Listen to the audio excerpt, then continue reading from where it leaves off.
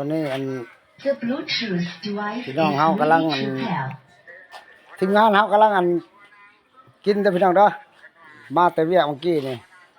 หัวหน้าเพิ่นใจดีเพิ่นเลี้ยงเบียร์อยู่2แก๊สแก๊สที่2นั่นน่ะเด้ออันนี้แก๊สที่2น่ะเบิ่งเด้อพี่น้องเด้อแก๊สที่2อันนี้ก็หัวหน้าเพิ่นฮักก็มาแต่ฮักเห็นหน้ากันหัวหน้าเพิ่นมาแต่กทมนี่เพิ่นก็เลี้ยงน้ำแข็งอีก3โลให้น้ำแข็ง3โลประกอบส่วนพุ่นล่ะ บ่ได้ไปก็บ่ไป อย่าอ้อมไหมเพิ่นประกอบน้ำแข็ง3โลเพิ่นว่ามื้อนี้กินเฮาก่อนเพราะมื้อหน้าเพิ่นจังเอาเบียร์ให้เพิ่นว่ากินน้ำแข็งก่อนมื้อนี้เพิ่นว่าเพราะว่าอันทั้งนี้ก็อันยอมแล้วเพราะว่าอันยอมแล้วเด้อทั้งพี่ก็อันเพราะว่าแก๊สนี่ก็ญาติบ่หมดดอกพี่น้องเอ้ยมื้อหน้าจังอันกินใหม่เพิ่นสิให้กินดอกเพิ่นว่าเพิ่นน่าใหญ่เฮาเลยนี่มาแต่กทมนี่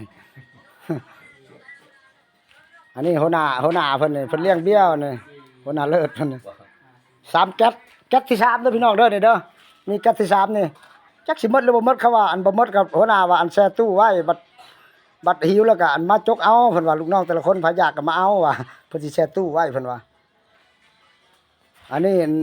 หัวหน้าเพิ่นนี่หัวหน้าใหญ่เพิ่นนี่ว่าสิออกให้ออกหน้าก็บ่ได้ออกดอกเพิ่นว่าเมาแล้วผู้บ่าวเพิ่นนี่ผู้บ่าวใหญ่เพิ่นนี่เมาแล้วว่าอันบ่ได้ออกดอกหน้าก็เพิ่นว่าสั่งสรรค์น้ำลูกน้ำหลานก่อนเพิ่นเว้าฮะผู้บ่าวเพิ่นถ้าใครอยากมาเด้อเฮือนหัวหน้าเด้อมาโลดทีมงานยกใหญ่เฮือนบ่ได้ยกแต่เฮือนเด้อพี่น้องเด้อขาก็ยกได้แข้งเราได้ขาก็ยกแข้งก็ยกถ้าใครจะยกขาแข้งติดต่อได้เด้อในทีมงานของพวกเฮาเด้อพร้อมทุกมื้อติดต่อได้ยกโป้มาก็ได้พี่น้องทั้งเพชรทั้งลาวยกโป้มาก็ได้ติดต่อมาได้พร้อมอยู่เสมอเด้อยกขายกแข้งเตรียมพร้อมทุกมื้อเอาขอจบพี่น้องขอจบถ้าใครจะยกขายกแข้งติดต่อมาได้เด้อในทีมงานของพวกเฮาเด้อแข้งก็ยกขาก็ยกเหล้าก็ยก